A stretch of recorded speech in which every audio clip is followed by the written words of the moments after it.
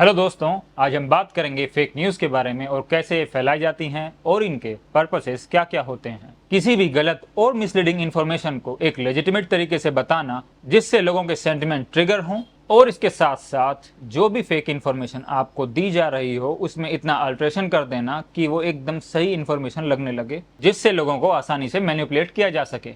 और किसी भी तरह की फेक न्यूज़ फैलाने के पीछे प्राइमरी गोल यही होता है कि लोगों तक सही इन्फॉर्मेशन ना पहुंच पाए और लोग इजीली मैनिपुलेट होकर उसी फेक इन्फॉर्मेशन के बारे में बातें करते रहें।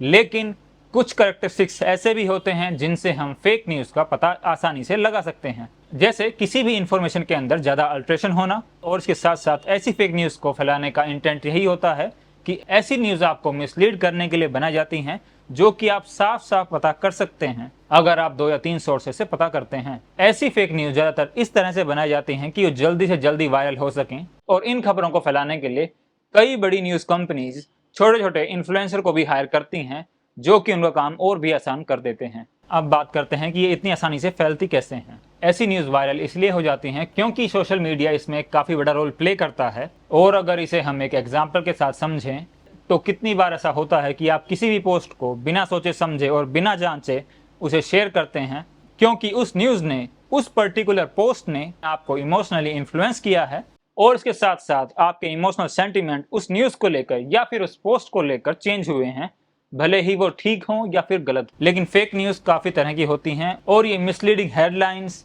मैनिपुलेशन और कई बार इस तरह से डिज़ाइन पैरोडी और इस तरह से डिज़ाइन प्रैंक की वजह से भी फैलती हैं। इन सब का इंटेंशन आपको एंटरटेन करना कम और फेक न्यूज़ को फैलाना ज़्यादा होता है। अब बात करते हैं इनके पर्पसेस क्या क्या होते हैं। इसका सबसे बड़ा रीज़न पॉलिटिकली इन्फ्लुएंस करना है, जैसे इलेक्शन के दौरान एक दूसरी पार्टी कैसे एक दूसरे पर मिसलीडिंग इन्फॉर्मेशन का आरोप लगाती हैं जिससे आरोप लगाने वाली पार्टी कुछ गेन कर सके या फिर जीत सके। अब क्योंकि भारत की आबादी काफ़ी देशों से ज़्यादा है, इसीलिए कई पॉलिटिकल पार्टीज कुछ अच्छा करने का वादा करती हैं जो कि कम्प्लीटली फेक है, और इसे हम फेक न्यूज़ के अंदर ही डालते हैं। लेकिन अब आप लोगों के मन में एक सवाल आ रहा होगा कि ये पॉलिटिकल इन्फ्लुएंस काम कैसे करता है। तो इस काम के लिए सभी पॉलिटिकल पार्टीज मीडिया हाउसेस को हायर करती हैं जिससे कि बाद में मीडिया हाउसेस को एक अच्छा इनाम मिल सके। अगर इसीलिए आपने ध्यान से देखा होगा तो कुछ मीडिया हाउसेस कुछ पार्टीज़ की तारीफ करते हैं तो कुछ मीडिया हाउसेस कुछ पार्टीज़ की तारीफ करते हैं। इसके साथ साथ फेक न्यूज़ का पर्पस फाइनेंशियल गेन के लिए भी होता है,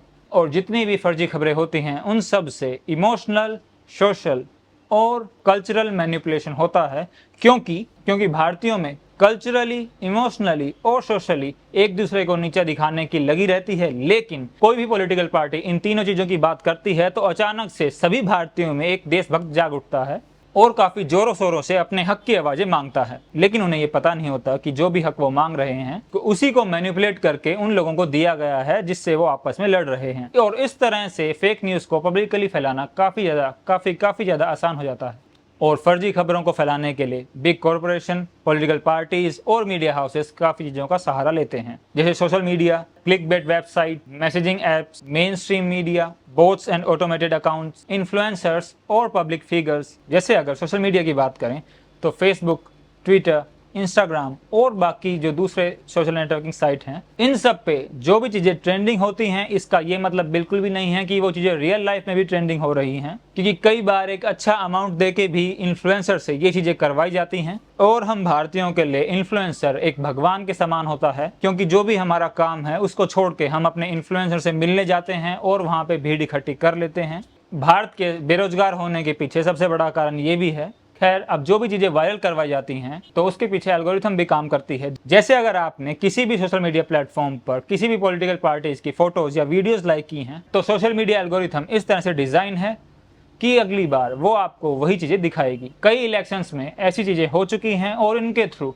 पॉलिटिकल पार्टीज पावर गेन भी कर चुकी हैं। इसके साथ साथ एक एको चैम्बर भी होता है, जैसे किसी भी एक आदमी का एक पर्टिकुलर थॉट प्रोसेस होता है तो उसे वैसी ही चीज़ें दिखाई जाती हैं जैसा उसका थॉट प्रोसेस होता है। और एको चैम्बर्स का पता आपसे ज़्यादा आप जिन कंपनीज़ की सर्विसेज यूज़ करते हैं उन कंपनीज़ को ज़्यादा है। इसी के बीच में क्लिक बेट्स वेबसाइट की भी एंट्री होती है जो कि मिस इन्फॉर्मेशन नेटवर्क के साथ मिलकर इस तरह की फेक न्यूज़ को फैलाने में एक मेजर रोल प्ले करती हैं। जैसे अगर इसको एक एग्जाम्पल के साथ समझें तो कुछ एक बड़ी वेबसाइट्स और वेल रेप्यूटेड वेबसाइट्स काफी छोटी छोटी कंपनी से जो कि न्यूज को मैनिपुलेट करने का काम करती हैं, वहां से न्यूज को मैनिपुलेट करवाती हैं, जिससे कि इस तरह की वेबसाइट आसानी से अपना काम कर सकें। इस तरह के क्लिक बेस ज्यादातर आपको गैम्बलिंग साइट्स पर मिलेंगे। अब भारत की जनसंख्या 140 करोड़ से ज्यादा है और सभी के हाथ में स्मार्टफोन्स हैं, और इस चीज का फायदा इन्फ्लुएंसर गेन करने वाले लोगों को पता होता है, क्योंकि जिन भी लोगों के हाथ में स्मार्टफोन्स हैं वो किसी न किसी तरह की मैसेजिंग ऐप्स यूज करते हैं। और सो कॉल्ड इन्फ्लुएंसर्स और content creators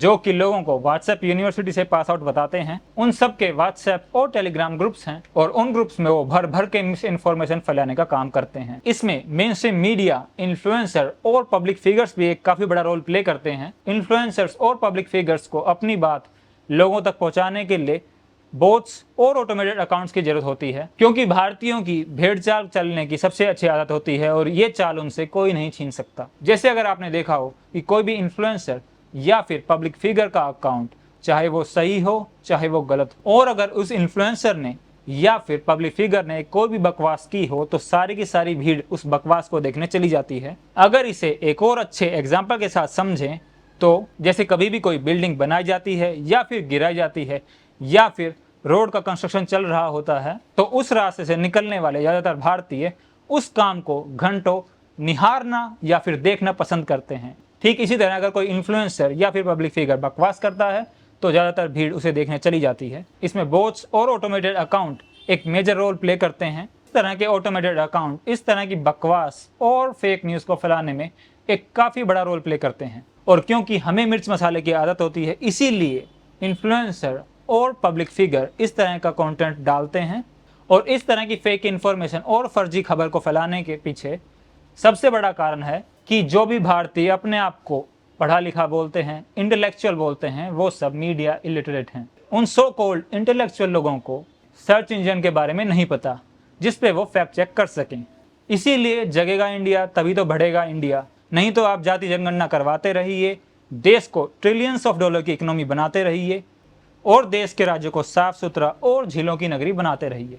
thanks for watching this video.